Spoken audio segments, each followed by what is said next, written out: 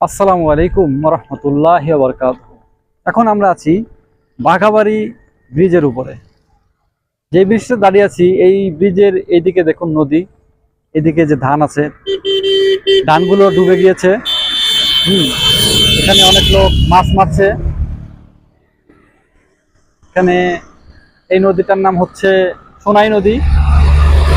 আর এই পাশটাতে আছে জাহাজ, আমাদের নৌবন্দর যেটাকে বলা হয় বাঘাবাড়ি নৌবন্দর। এখানে হাজারো মানুষের কর্মসংস্থান। ওই পাশে আছে সিমেন্টের ফ্যাক্টরি।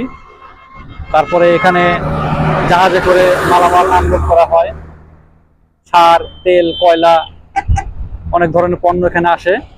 এবং এইদিকে যে রাস্তাটা গেছে এটা হচ্ছে কুষ্টিয়া, পাবনার, যশোর, খুলনা চলে গেছে রাস্তাটি।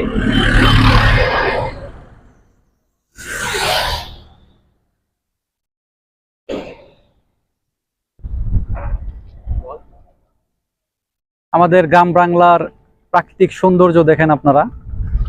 আসলে গ্রাম বাংলার সাথে তুলনা হয় না কোনো কিছুর। গ্রামে আসলেই মন চায় গ্রামে থেকে যায়। কত অপরূপ দৃশ্য।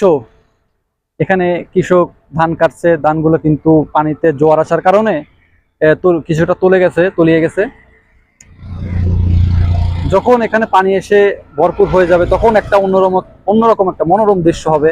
এবং এখন আছে একরকম দৃশ্য। এখন থেকে কিন্তু মাছ ধরা শুরু হয়ে গেছে, অনেকেই মাছ মারছে।